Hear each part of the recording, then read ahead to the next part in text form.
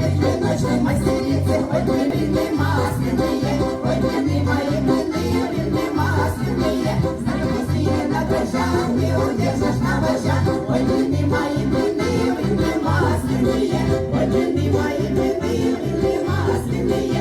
На быстрее они дешевле, что терпеть, наверное, есть. Ой, блины мои, блины масляные.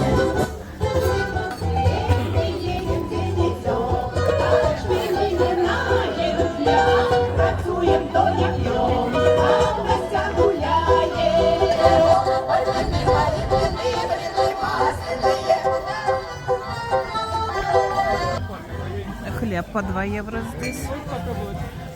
Светлый тоже. Соленая карамель по 5 евро. Тортики вафля-кукель крошечный совсем 3 евро штучка. А ветчина по 18. Пикпой за 5 евро килограмм.